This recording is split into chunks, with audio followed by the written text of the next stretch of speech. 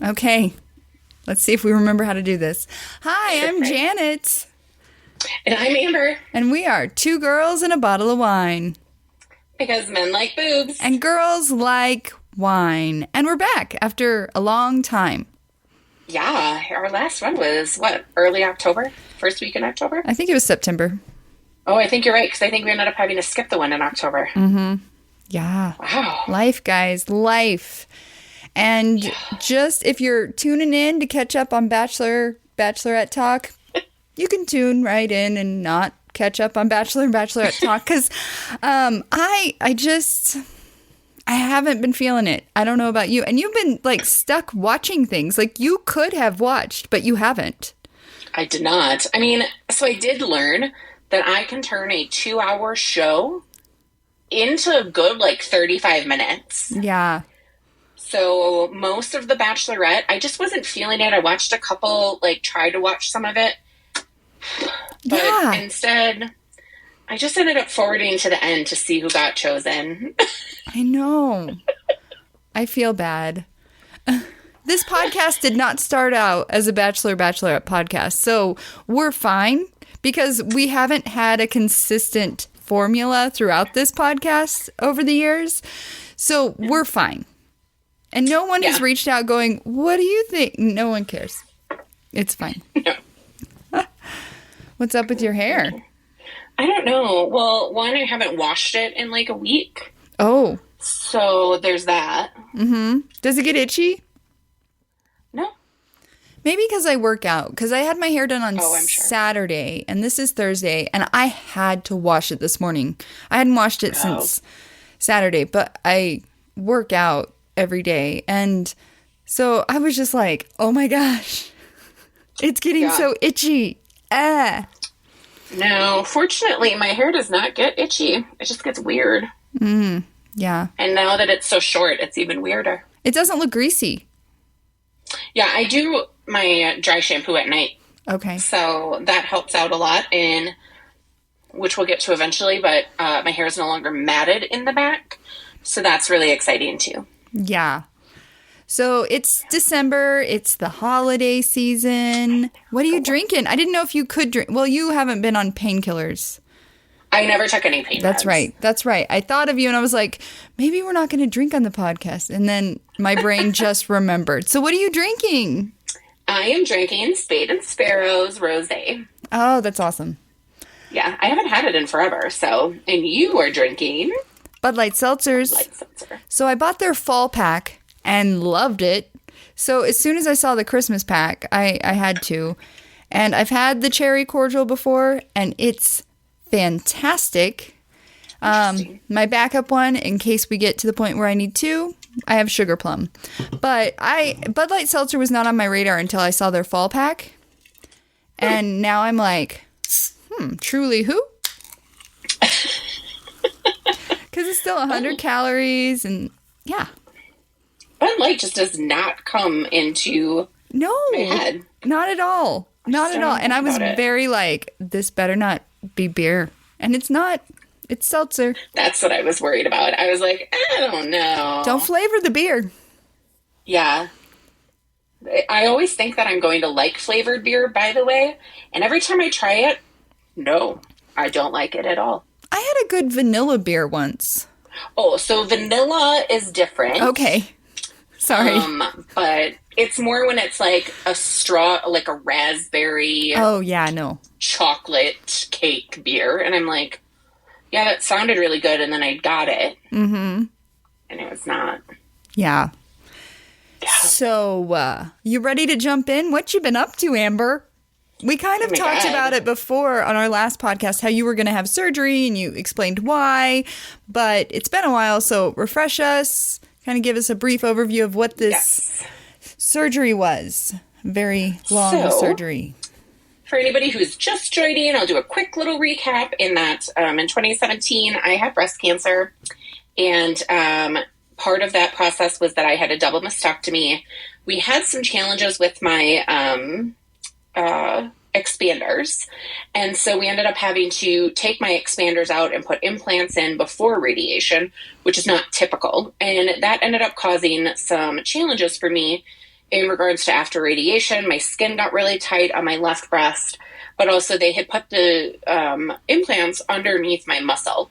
And so that had caused some pain, but it had also caused some animation in my breasts. And so over the years, I have become...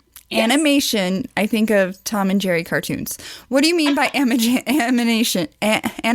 Animation. Wow. How many Bud Light seltzers have you had? Swear, just a sip. I forgot how to talk.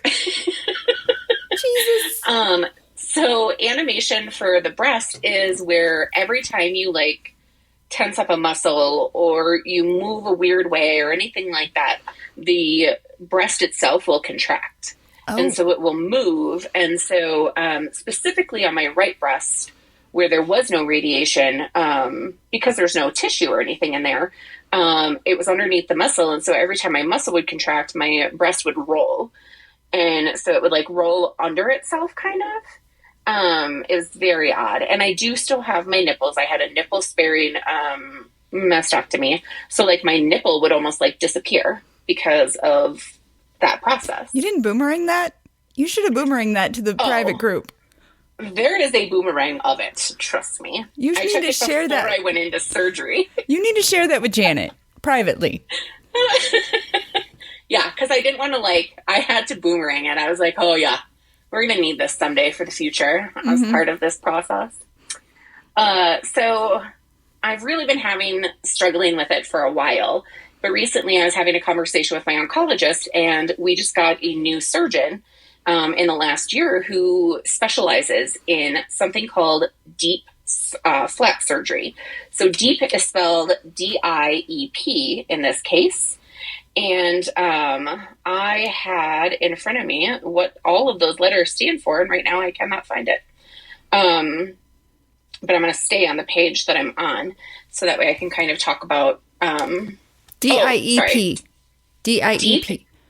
Yes. It stands for Deep Inferior Epigastric Perforator, which happens to be something where the short version of it is they take all of your muscles and your blood vessels, which would be those arteries and everything like that. They take it from your abdomen and they move it into your breasts. And this is actually something that a lot more women are doing. And the reason for that being is that it's your tissue.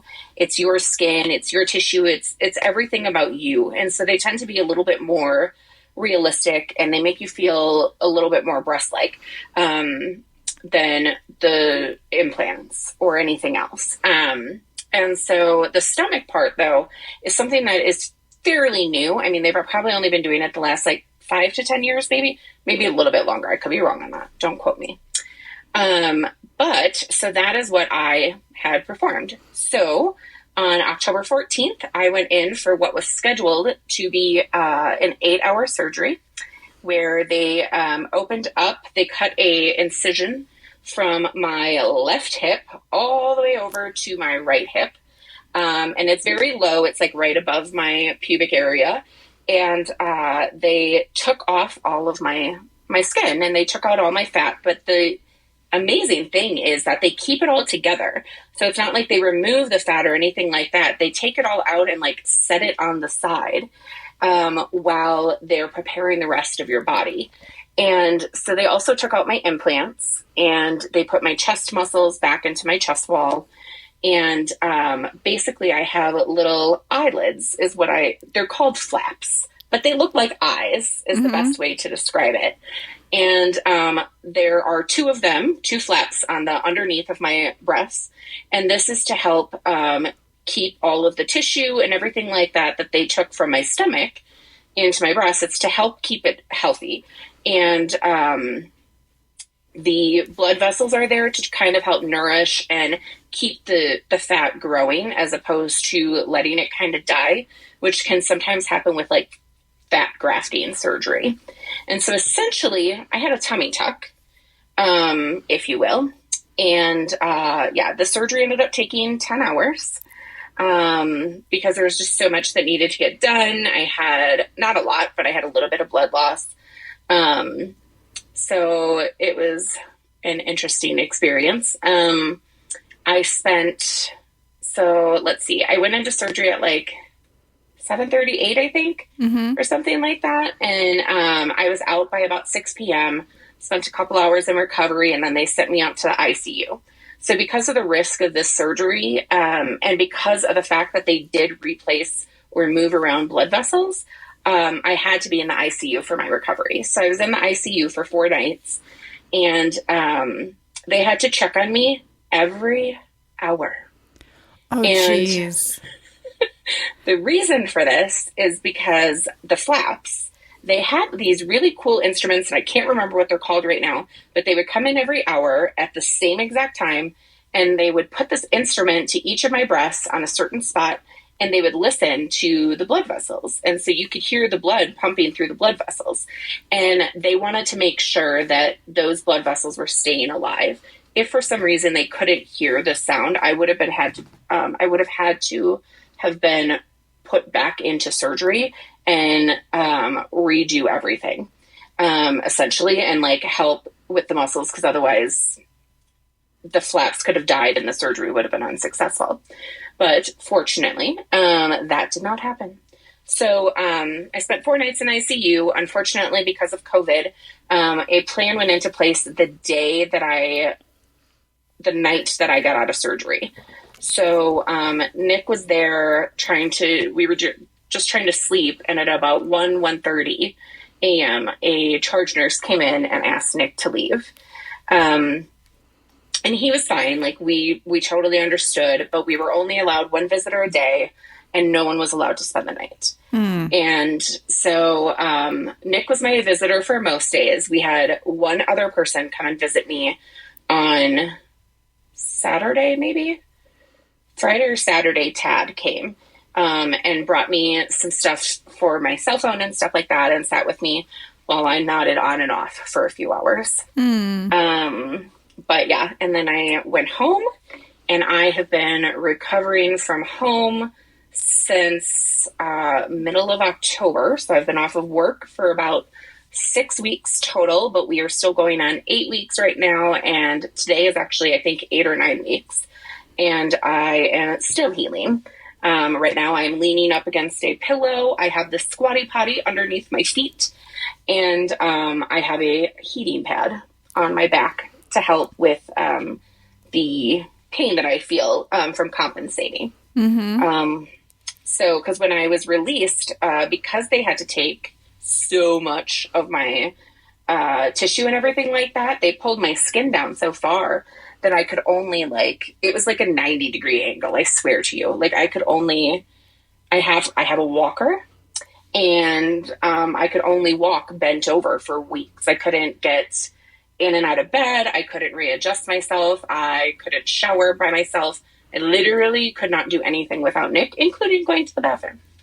Right. Before the podcast, you were like, okay, let me just go to the bathroom. And I almost went, isn't it fun to have freedom again? But I was like, I know. No. Yeah, you could have. It's very nice. I was like, I'll save that for the podcast. So that's what I just did. Yeah. Every now and then when I have number 2, I'll come out of the bathroom. I'm like, isn't it nice that you don't have to wipe my butt? Right? He's such a trooper.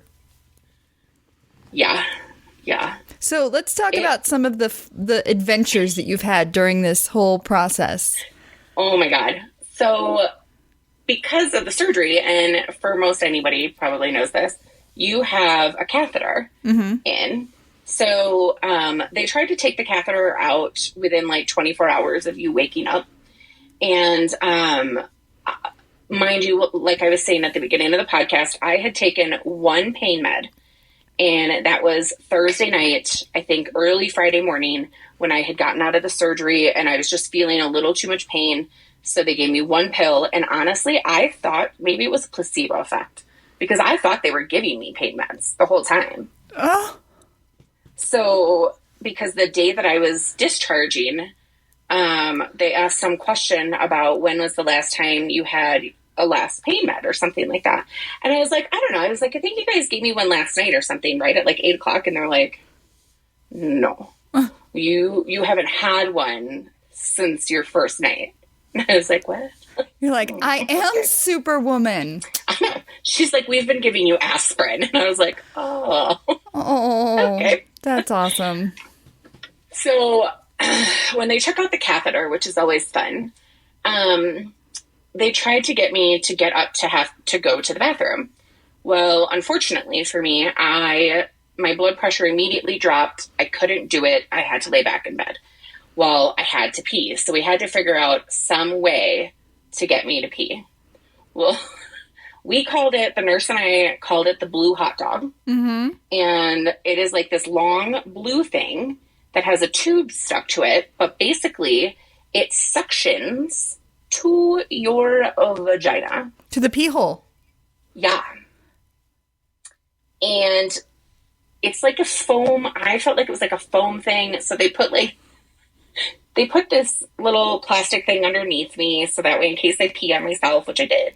And which I did. Because I had to go pee so bad that by the time we got everything figured out, I was peeing so fast that pee was just like going up everywhere in the bed. And I was like, oh, problem. So we had to keep adjusting it. So we finally got it to a place that we could get it to be so that way I could pee and everything suctioned appropriately. I had to think about it though. Like I had to very carefully manage my flow.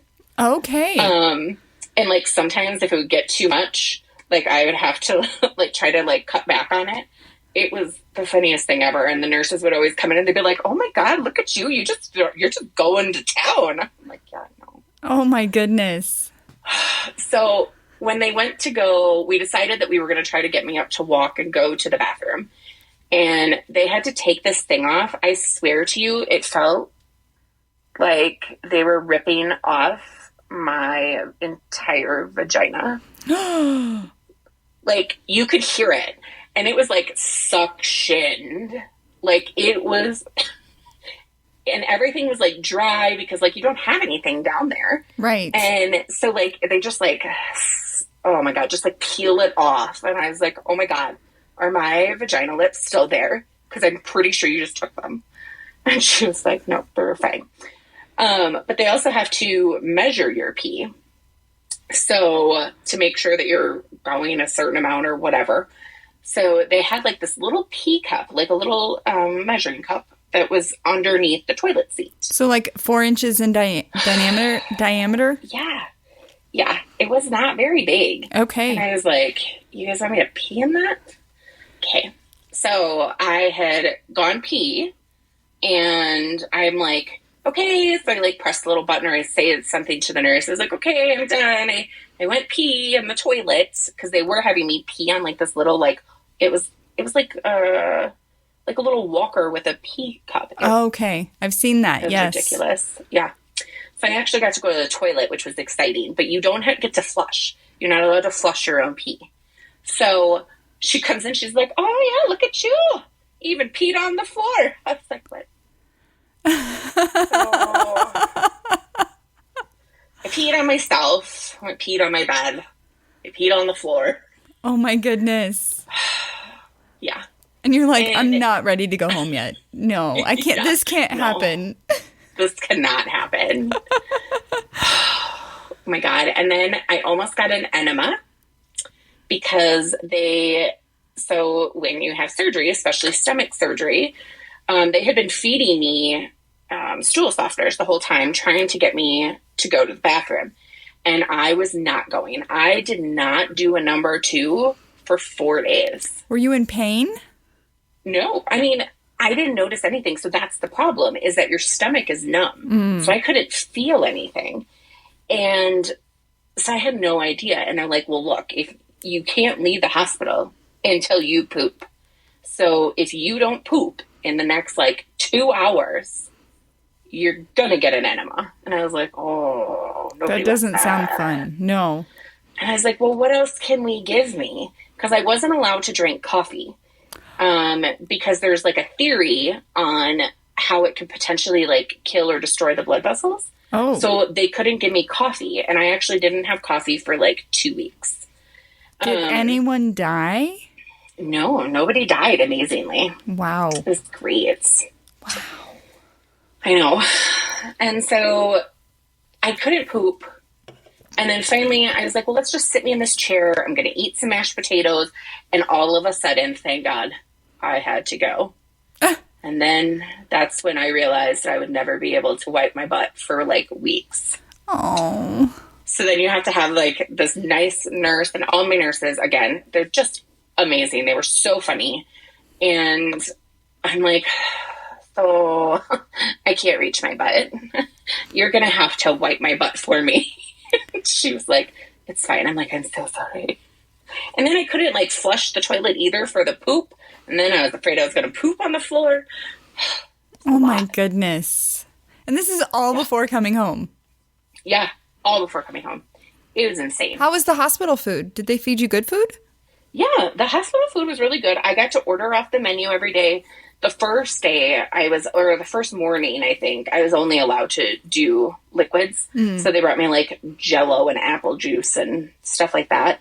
Because I was only allowed to do fluids. But after that, like, everything was really good. I never had anything that I didn't like. The food was great. We did, I forgot, we also had a nurse experience, or not a nurse experience, a phlebotomist. Coming from a lab, I try to be understanding. But I can only have needles in one arm. I can't have them in my left arm because I have lymph nodes missing. And I don't remember why that is, that I can't do that. But so I already had one needle in my arm in case they had to hook up anything. And so the nurse came up, or the phlebotomist came up to get my labs drawn, and she was trying to put it in my wrist. Oh my God. It hurt so bad. And I'm like half out of it because this is like the next morning right after the surgery. I'm all by myself. And she is just like stabbing me with this thing, and she's moving it. So she can't find the vein, and she's like in my arm moving the vein. And I'm like, no, you are done. You are done. Take it out. And later on, and my nurse, or right then and there, actually, my nurse was like, no, you're done. Like, you can send someone else up later, or we will get the vein thing and we'll do it ourselves. And eventually someone else came up and did it, and that was great. But that was the only, like, bad experience I had. Everybody else was just Coming amazing. from a lab, of course, that's the bad experience you have. I know, right? I was like, really? Great. It's fine. But so then you finally got to come home. And Nick was fantastic. He was keeping us up to date. He let me know when I was able to reach out to you. He was awesome. I just have to say, 5 stars. That's wonderful. Yes. Because I know that he gets a little nervous and like trying to keep track of everything. And I know that for a couple hours they didn't know what was happening when I was supposed to be out of surgery and I wasn't. So I'm glad that he was keeping everybody up to date. And he absolutely, I mean, he has been a champ this entire time. I mean, he has been working through the process. He would go in the mornings and then come home at like 8:30, 9 o'clock. And then he would stay at home with me for a couple hours, and then he would head back to work. The first week, I was still pretty groggy, even though I wasn't taking any pain meds or anything like that. I was taking muscle relaxers because being hunched over, it put so much pressure on my back that I just was in so much pain. And so those were making me a little groggy. So the first week he had it a little bit easier because most of the time I was just sleeping. But if I needed water, if I needed food, if I needed to get up, if I needed to readjust, anything, he had to be there. And yeah, he had to wipe me in the bathroom. I was able to wipe my front, but number 2, not so much. So, but he didn't complain. He didn't even blink an eye at it. And so, you know, we grew as a couple there. I would bend over the sink and let Nick wipe me. Great. He had to shower me. So Nick's mom brought me a shower chair, which was very nice of her. We rented it, I guess, from some medical company. And so Nick is going to shower me. So we get me all ready to go, and he's like standing outside of the shower with like holding the shower head while standing behind the shower curtain. And I'm like, how is that going to work? It's just not going to work. Right. And so I'm like, get in your boxers or something and get in the shower. So he's standing in front of me, just holding the shower head. And I'm like, Nick, you have, like, wash my head. And I can't reach my arms up at this point. I was only allowed to do a T-Rex thing. So he's just standing in front of me, like patting my head. And I'm like, oh my God. I was like, Nick, can you just wash my hair? He's like, I don't know how. And I'm like, oh my God, how do you wash your hair? Like, just massage it in. Like, can you put shampoo in? Oh my God, it was a disaster. From that moment on, Nick would just like hold the water, and then I would like try to like bend. With your T-Rex hands? Yeah. I was like, oh my God. So we only showered me like once a week because I was like, this is ridiculous. And eventually I've gained some more movement. But also, so some of the fun, if you will, during our second shower, I think, I had dried off and I had drains. So I had 4 drains in, 2 on my hips and 2 on my breasts. And we had to empty these about 2 to 4 times a day. And we went to go empty up the drains, and we realized that my breast was bleeding. And we were like, oh my God. And so we had to go to the hospital so many times in the first like 3 weeks. It was ridiculous. I think we were at the hospital probably like twice a week, 2 or 3 times a week. We were messaging the nurse because I was constantly having bleeding, or we did finally get to take the drains out. We took 3 of the drains out. I ended up getting some fluid that was collecting in my breasts. So we had to open up 2 wounds that have to be bandaged every day. And then my hip, when that drain finally came out, that ended up pooling as well with some fluid, not a significant amount, but a small amount. And so while I'm in the doctor's office, the doctor was like, oh, we're fine. Let's just cut open a little hole right here with these scissors. And I was like, sure, why not? So he just cuts open my hip and shoves some gauze in there. And I was like, cool. How did that feel? Yeah, so oddly enough, I couldn't actually feel it. Okay. So I can just feel pressure. I can't actually feel much else. So it wasn't horrible. It just felt like he was like ripping my skin off because it just like the pressure of it. So we have 3 open wounds. So we have to cover them in the shower. And this is honestly probably one of my favorite videos of the entire time that I've been out, because we ran out of all the little plastic tape that you have to put over it. So my bright idea was saran wrap. And we do not have saran wrap in this house because Nick cannot handle it. So we use Press and Seal Gladware. And I sent anybody who was willing to see my breasts. Yes, you did. And it was awesome. Even my hairstylist, I was messaging her because I had to reschedule my hair appointment for later this month. And I was like, oh my God, you have to see this video. I was like, you see my breasts in it, but it's totally worth it. Oh my God. It was hilarious. Nick couldn't even look at me, but it worked. It worked. And that was all that mattered. Right. Little press and seal on the wifey. I know. It was great. Let's see. Some other fun stuff. I got a new belly button. Yeah. Which I didn't even know was a thing. They didn't tell you that was going to happen? No. So another thing is that I had a dolphin tattoo that was like riding a wave, and it had like a little star and like water bubbles above it on my lower right abdomen. And before the surgery, he was drawing on me, and he was like, oh, we might lose the tattoo. And I was like, that's fine. Like, it had a story behind it, but I wasn't tied to it. And I wasn't going to make them like try to figure out a different way to do something. So I also have part of that tattoo on my left breast. That's amazing. Which I originally thought was fungus. And I freaked out. I got fungi on my boobie. I was like, Nick, what the fuck is that? Because I had like a mirror and I was like looking in the mirror. I was looking at my phone or something like that, trying to look at the scars. And I was like, why is there fungus on my boob? And he was like, what are you talking about? And he was like, that's your tattoo. And I was like, oh, right. They did tell me that. I forgot.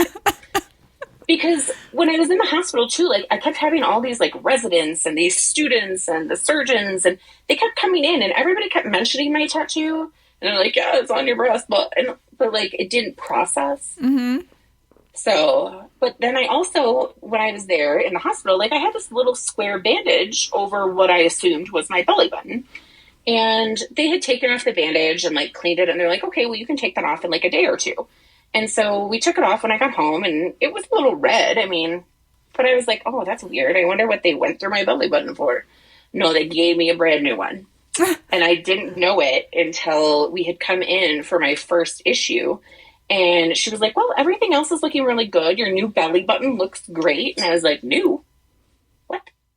She was like, yeah, we gave you a new belly button. And I was like, I feel like someone should have told me that. But, right? Well, at least they gave you one. They could have just not. I know. Can you imagine? I think that would have been more fun. Like, not having a belly button? What do I use it for? I know it's part of the reproductive part, and why do men have them? Because doesn't it the umbilical cord and the belly button? I don't even remember.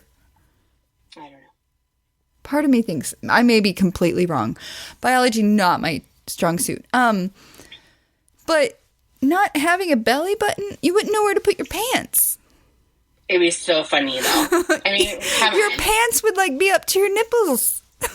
Yeah. But I'm going to have them take my nipples, too, at some point. They're not doing me any good, either. You're not going to have nipples? They're not going to give you new nipples? So, I mean, like I said, I have nipples. But this surgery process is not done. It's 2 stages, so I have to go back in April. Well, when I go back in April, sadly, they're going to remove the flaps. Mm-hmm. So I will lose the little section of tattoo that I have on my boob. But then when they're nipping and tucking everything, they're going to take my skin and pull it over. And so in order to do that, they're going to probably have to move the nipples. And so they would probably have to take them off and put them back on anyways. And I think I'm just going to have them take them. A lot of people would not understand. And a lot of people don't understand me even wanting to remove the nipples. But I also sometimes feel like I have been very different in this process. But I'm not tied to my nipples. I don't have any sensation there anymore. They look kind of weird now because of all the surgeries I've had. And sometimes I feel a little less like a breast cancer patient sometimes. Okay. Because there's so many women out there that were unable to save their nipples. And so sometimes I feel a little bit of guilt, or I feel, I don't know, just odd about it. And so I'm okay with not having them. So I'm going to ask him that if, depending on what that surgery looks like in April, he can just take them. Because I think it'll just be, I think it'll make me feel better. And plus, I can take photos without my top on, put them on Instagram, and no one can say anything because I have no nipples. Right. What are you going to do about it? The nipple is what gets flagged, right? Yeah, yeah. So, so why not also not give me a belly button? I feel like if they would have been like, do you want a belly button? I'd been like, no, let's not do that. Because how much fun would it be to be like, I don't have a belly button. And then people would think that I wasn't born. That's right. Yeah, so it does have something to do with the reproductive, but then I don't understand why men have belly buttons. Well, because they're born. Oh, okay. That's how we're connected to our mom? Yeah. Okay. Thank you, biology teacher Amber. Yeah. It's the only thing I will ever be able to teach you about biology. No, you have taught me a lot in the last 30 minutes. A lot. About biology and medicine and wow. it has been just... How are you feeling today? I'm feeling pretty good. I got cleared earlier this week to drive. You drove? So I drove for the first time, which was very exciting. You didn't give us an update. That day, you Marco Polo'd and said you might give us an update. You didn't give me an update, but I saw on your Insta stories that you were driving, and I'm like, thanks, Amber. I'll find out with the rest of the world. It's fine. I know, yeah. It was very exciting. I'm also pretty sure I'm the only person in the world trying to go back to work. I think so.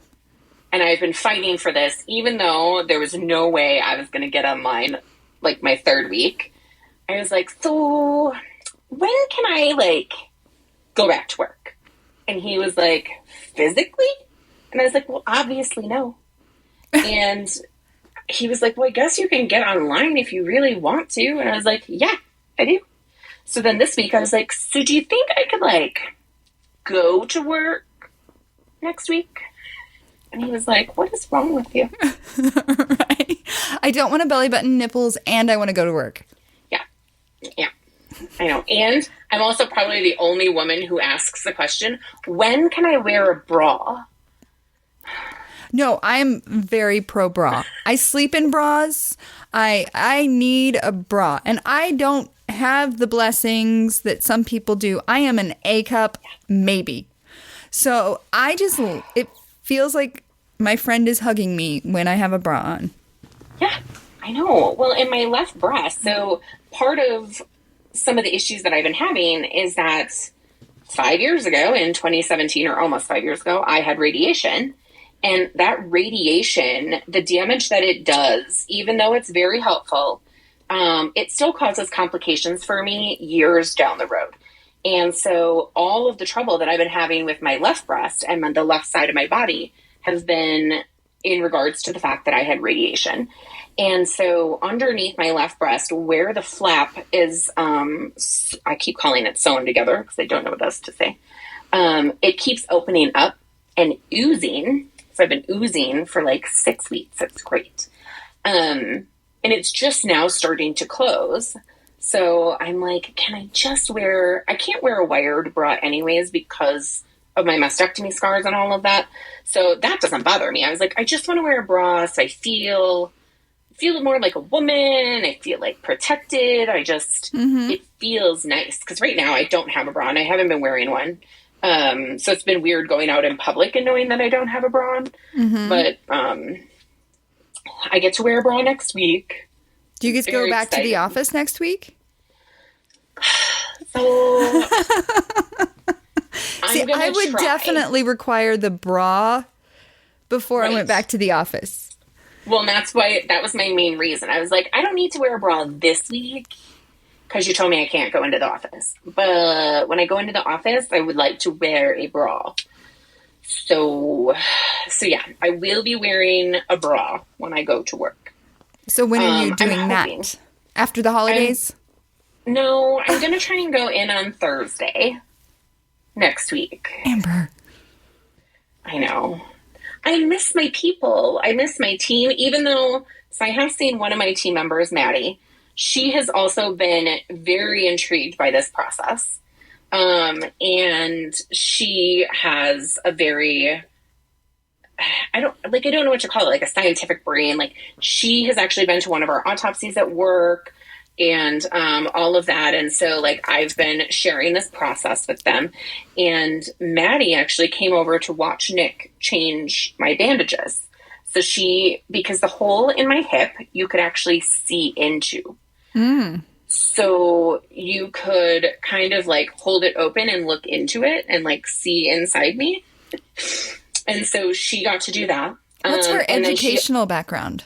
So she has an MBA, but she also has a degree, or she has a emphasis in like physics and chemistry and stuff like that. That makes so much sense. Yeah. And so Nick was really excited to show somebody this process. And because it has been pretty amazing to like watch him do it. And he got to do it with the doctor. The doctor in the clinical room was like, put on some gloves. Let's stick your fingers in these holes. And I was like, great. God.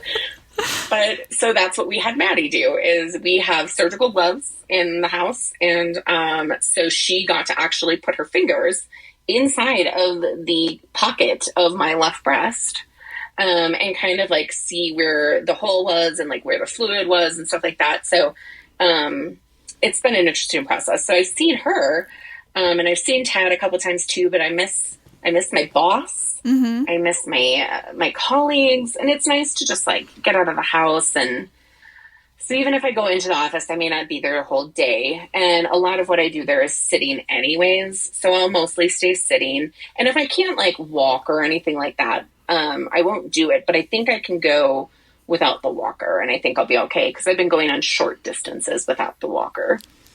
So maybe put the walker in the car just in case. Yeah. This is true. Did you bling out the walker? So we tried. We, Tad brought over some glitter spray paint, and we were going to spray paint it, and the aerosol can was broke. Oh. So we never got around to it. I tried to get Nick to go to Home Depot or Lowe's and get glitter paint. I was like, just get glitter paint and get me like a little paintbrush, and I'll just like paint it. But no, couldn't do that. He did a lot of other things. He has done a lot of things. Let's not complain about the glitter paint. I know. He has done a lot. The amount he asked me, what was it, like the first or second week I was home, he was like, do you drink this much water on a regular basis? Because he was filling up my water like every hour. He would have to fill it. Because also, like, sitting there, I just got so dry. Mm-hmm. And then it's the winter season. And, I mean, my skin was legit flaking off. Like, you would take off, like, my T-shirt, or not my T-shirt, you would take off, like, my sheets and stuff like that. And, like, if skin was just, like, flaking with it. Or I would take off sweatpants or something like that. And you could just see my skin. It was disgusting. So, yeah. So, all that downtime, you got a lot of TV time, a lot of shows. What'd you watch?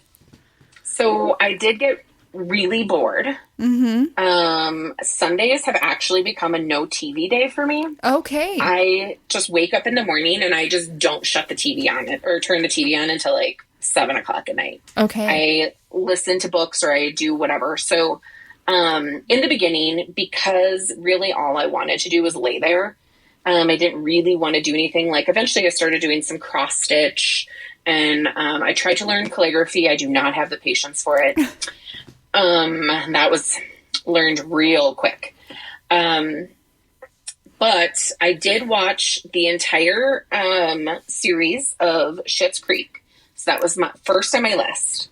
I will say I had a very hard time getting into it in the beginning. But by the 4th season, I loved it. So I loved season 4 through 6. I thought it was so good. Yes. I have a very unpopular opinion. Oh, what's that? With Schitt's Creek, I am not a Moira fan. Oh. She's annoying. She plays. It's so annoying. So annoying. Like, and I can also see where Alexis should be the one that's annoying to me, which she is, but it's also kind of so funny, and she just cracks me up in some aspects.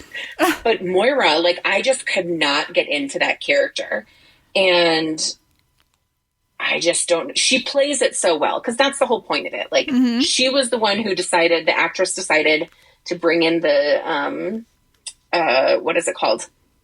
Accent. So she was the one who decided to give the character an accent, and she plays that character so well, but I hate the character. Hate him. Couldn't do it. I could see that. So I watched Schitt's Creek, and then I realized that I am not somebody who can just sit down and watch episode after episode after episode of a series. It becomes monotonous. Yes. And that's when I stopped watching You. So I watched the series You. I rewatched season 1 because I watched it before when you recommended it. And I watched season 2, and I thought both of those were good. But by the time I got to season 2 and the end of season 2, I started to be able to predict a little bit of things that would happen. And I was really a little upset about the direction that you went in season 3. So I haven't watched season 3. Yeah, so I just know that... Season 3 is the latest one, right? Yep. Yeah, I haven't watched it yet. I just know that the ending of season 2... was disturbing. Gives, very disturbing. Mm-hmm. But then it also I think it give some hints as to, like, what would happen. Oh, yeah, when they moved into the new house. His wife seems to be very similar to him. Yeah. And I think he starts to get, like, a crush on somebody else. And so I'm like, I just didn't do it. So I started watching miniseries. So for miniseries, I was watching, I have to say my favorite one was Clickbait. Okay. Clickbait was so good. It was like 6 or 7 episodes. It came recommended to me by somebody else. And each episode is about a different character. And the whole plot is that this gentleman who is a brother, a husband, a son, all of that, he gets kidnapped. And he is put on YouTube, essentially, and with a sign that says, when this gets 5 million likes, I'm going to die. And it's because he has abused women.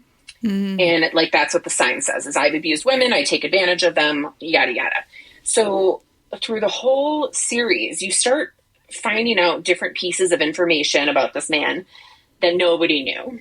And the ending is probably one of the most shocking endings I have watched in a really long time. I didn't even let Nick talk to me for the last 2 episodes because I just sat in front of my screen going with my mouth open because I was in so much shock as to what happened. Wow. So I highly, highly recommend it. I also watched, I had a list of it somewhere. Did you watch Yellowstone? I didn't watch Yellowstone. I know. I didn't watch a lot of stuff that, like, people recommended. So, right? I mean, I did watch Squid Games, and I had originally watched the first 2 episodes before I went into surgery. So I actually didn't do Squid Games until, like, 2 weeks ago. But it was good, but very disturbing. I can't watch it. No. Yeah. And that was also a series where the ending pissed me off. It just made me mad. I watched Midnight Mass, which is just starting to gain a little bit more conversation. Yeah. That one was really good, but the ending, oh my God. There was like a 20-minute timeline where I was like, this has got to end. Just stop. It was just too long, but it was really good series. Mm-hmm. I also watched Staircase. I haven't heard of that one. So Staircase is a documentary about, I always say Scott Peterson, and that's not who it is. Michael Peterson, who is a author, and his wife died. She fell down a staircase and died, and he was put on trial for her murder. And actually, one of the private investigators was a police officer here in Arvada for a long time before he became a private investigator. So I watched that. That one was Is it based on a true story? Yeah.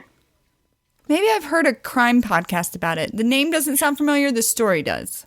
Yeah, I'm sure you have. I mean, I've never read any of his books, but he does write crime and thrillers and stuff like that and suspenses. And so that's why that was one of the theories, is that, like, he would have the right set of mind and, like, the knowledge to be able to do this and get away with it. But so it was just interesting to watch how it all played out and the different details. Let's see. Yeah. I didn't really honestly watch a whole lot. I just got bored with TV, and I just couldn't sit there and stare at the TV anymore. So a lot of times I would keep Friends on in the background or something like that, and I would do my cross stitch, or I would put in my headphones and I would listen to different podcasts. So I'd listen to my normal stuff like Crime Junkie and stuff like that. But I did listen to Over My Dead Body season 3. I think Crime Junkies came out with Strangeland. I've heard of this, but I've been in audiobook land for months. And I just finished an audiobook too. I finished a book called The Silent Patient. Okay. It's a psychological thriller, and it's a little bit slower than I normally like. It's not very gory or anything like that, but the ending, I had to re-listen to one of the chapters like 2 times because I didn't believe what they just told me. Okay. I'm like, what? No I am way. borrowing it from my library right this moment. Is this it? That's very good. Yes, it is. Highly recommend. I watched a documentary on the Cecil Hotel. So the Cecil Hotel is located in Los Angeles. And this is the hotel where that, oh my God, I'm going to forget her last name now. Where the young Asian woman died. Years ago, it was a mysterious death where like she was in the elevator and they couldn't figure out what was going on. And so it looked like she was talking to somebody, but nobody was there. And then she just like disappeared. There was no camera footage of her. And then she ended up in their water tanks. And it was this huge story. But there's like a whole story behind Cecil Hotel in general. And I think the history of it actually was more interesting than the story about Lisa, I think it's Lisa Lynn, but the theories were hilarious in some aspects. Because if I could find my notes on it, which I can't because I wrote them instead of putting them in my computer. Yeah. I don't know that I think that was really it for what I watched. That's a lot. That's a lot. Oh, so much. I get Schitt's that. Creek took about a week. Yeah. I watched one season a day. I feel like, once you are able to get out and about more, the TV's probably not going to come on for a while. Yeah. I was like, oh my God. The first Sunday that Nick, I think it was like my 3rd week or something, and Nick walks into the bedroom and it's like 4:00 on a Sunday. He's like, you just haven't turned the TV on. No, I can't. I can't do it. And everybody was like, oh my God, you should watch this. You should watch this. I'm like, I never want to binge watch anything ever again. Like I could totally binge watch a small little like docuseries or like a mini series of something. Can totally do that on like a Saturday. Oh God, but trying to watch a whole series of a show, no. That's why when people recommend shows and they're like, yeah, it's like only got 4 seasons. And I'm like, what kind of time do you think I have? Yeah. I don't understand. And yeah, I can, because I'm a big Hallmark Christmas movie fan, as we know. Yeah. And I can maybe do 2 a day. And that's 4 hours. Well, with fast forwarding, it's probably like 3 hours of TV. And after that, I'm like, I'll listen to an audiobook to put myself to sleep. Yeah. Are you watching Hallmark Christmas? You got super excited when I said that. Did you watch the Cameron, Candace Cameron one? Of course. The Fuller House reunion? I was really excited. Yeah, I was super excited about that one, so I did watch it. I did watch some of the Hallmark and Lifetime Christmas musics. Did you watch the Reba McEntire one? It was on Lifetime. It was so cute. Her and that guy would make a cute couple if he wasn't married. I know. He was on the Dukes of Hazzard. Wasn't he Bo-Duke? Oh, I've never seen that. John Schneider. No, he's a doll. Did you watch the Terry Hatcher one where she and her husband from Desperate Housewives reunited for it? No, but so you watched Desperate Housewives, right? Mm-hmm. Or no? Okay. So I haven't been able to watch it from season 1, which I feel like I need to in order to get the backstories. Yes. But I think I want to watch the Salt Lake City one because it intrigues me. I watched a little bit of it. Desperate Housewives. Oh, hi. Yep. I'm thinking Real Housewives. I got that when you started. I was like, Salt Lake City. Okay. Yes. So part of me wishes I had more time because the Real Housewives seem to be like this cult thing that everyone loves, and I just haven't fallen into that yet. Yeah. Nick, and Regan watches it too, but Nick is all about it. Not my Nick. Regan and Nick. Okay.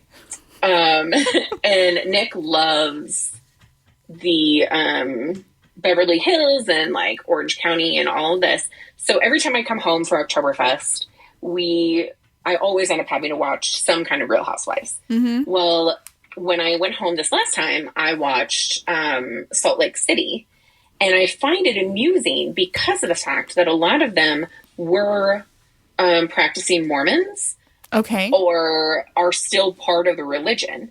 And if you know anything about the religion, it's very interesting because these individuals do drink alcohol, or they do have like these extravagant lifestyles. So the whole process of it all is very interesting to me. And they have one coming out for Dubai. And that one is also very interesting to me just because of the religious background. And so I might try to watch that. But I can't get into the other ones. I can't do it. I haven't had time, but it's definitely been something I'm like, I really wish, or Vanderpump Rules and stuff like that. I'm like, yeah. I don't know. Well, I'm so glad that we were able to podcast again. I know, me too. And I'm so glad you didn't fall. I was like, oh, Amber and Ashley are going to be like, really, Janet? You're giving up on The Bachelorette? I'm so glad we're all on the same page. Yeah. No. But there's so much to talk about outside of that. Like, so much. Yes. And our lives are way more interesting also than The Bachelorette, at least this season. Yeah. Yeah. I do have to say, do you have indoor cameras? I know you have the Ring. We have a Ring, but we don't have indoor cameras. I just added these little Blink mini cameras. They're wired, so you plug them in. And I added 3 so I could watch the animals while I'm at the office.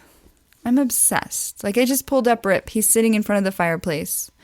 And I'm obsessed. I'll be in my office upstairs and pull up the Blink and be like, oh, you can arm them so you get notifications. I don't know. This is not a commercial for them. But I really, I feel like I'm the last one jumping on this bandwagon. Nope. It's me. I still haven't done any of that. But because sometimes we're like, do we really want to see what she's doing? And then most of the time she just sleeps. You can talk to him, but I find that when I've tried to talk to Rip, it confuses the hell out of him. He'll run around the house, and I'm like, oh, he's going to hurt himself because he's so confused. But, yeah. And, you know, I do feel like being home alone, Steve's traveling a lot again. Like, Steve can check on me, and, like, I feel like I'm not alone. Like, I don't think he is. I'm like, right, Steve, still. I have these 3 cameras. What do you think? He's like, oh, cool. But, like, if I weren't responding to him, he could, like, see if I'm home, see if I've fallen. Exactly. Yeah. I sound like an old lady. Oh, I'm the same way. Ashley is... funny. Oh, go ahead. Go ahead. No, go ahead. I was just going to say about Piper. So, Piper, this whole time, she's done mostly really well at not, like, almost killing me. Yeah. But she's learned that, like, she can only crawl up, like, to a certain point on the bed. She wasn't allowed to jump up on me for a while. Like, I couldn't get out of bed for certain things. And so these last couple of days, I've been able to do a little bit more like myself. Oh my gosh, that girl has been so excited. She was so excited when I got to run outside. I didn't run, but she thought I was running. And, like, pretend to, like, chase her, which I wouldn't run or anything, but I would, like, stomp my feet down or, like, throw a toy or something. Oh, she was so excited. It was great. Is your work having a holiday party? No. Oh. We typically don't have one. I thought there was one last year. At your boss's house? Oh, so that, yes. But that was, like, our gala. Okay. So I got to go to the gala at my boss's house. The lab has not had anything since before COVID. But the hospital is also against, like, large gatherings right now. That makes sense. And so, yeah. So we haven't done anything. I told my team that I would do something for them in January, just because December just is not happening for me. Mm-hmm. But do you guys have a holiday party? Our HR team's getting together, but not the normal, like, office party. Yeah. We're getting together at one of our coworkers' house. Yeah. Yeah, I was just wondering what it looked like to other people, because I really don't talk to a lot of people outside of my work people and my husband and my dad. Yeah, so I was just wondering, and especially coming from the medical field like you are, we have all these mask mandates that are back in place, and like I'm working from home 3-4 days a week again, just because nobody's in the office, and all the unvaccinated people have been banished and can't come into the office. Yeah. Have you had your booster? No, so I'm going to try and get my booster tomorrow. I think there's a Walgreens, or another facility near me that I might be able to do it. I just know that I haven't had the best luck with the reactions. Mm-hmm. So I was going to get it today, and I decided I have to work tomorrow. Yeah. And the podcast. Thanks. So I might get it tomorrow, so that way when I'm sick, I'll just be sick on Saturday. And I've been used to not doing anything on Saturdays for like 8 Saturdays. So I'm good. And it's supposed to snow. Right. But not much. Like maybe an inch. Our Walgreens has a sign that says you have to schedule an appointment. So just a heads up. Yeah. I went to schedule mine through Walmart, and I'm December 21st. Oh, nice. Yeah. I looked, there was some appointments available today, but I wouldn't got my nails done. And so they're beautiful. I did notice them. I know. I'm getting my nails done now. They're even like longer than I normally get. I did a matte version today. Mm-hmm. So it's very nice getting them done again. My nails they were not doing well during my time out. So getting my eyelashes and my nails back, so nice. And your hair. Have you done anything to your hair, or is that... Okay, it just that pink has really held well. It really has held well. I know, I was thinking about that the other day. No, I haven't done it since September. I have an appointment with her on like the 19th, I think. Nice. Yeah. Well, so we're going to do another podcast next month, right? Yeah. That would be fantastic. I'm committing to you that we will, because I have also been a reason we haven't been podcasting. So, but thank you so much for sharing all of this personal stuff. Not everyone would be open to sharing. And I feel like the sharing you've done with me throughout your journey and now on this podcast, it really, for me, I find it to be very fascinating. It, again, solidifies the fact that you are the strongest human I know. And the fact that you didn't take pain pills except for once. You are a superwoman. But, everyone listening, thank you so much for joining us today. Have a wonderful holiday season, and we'll be back in 2022. Woohoo! Bye! Bye!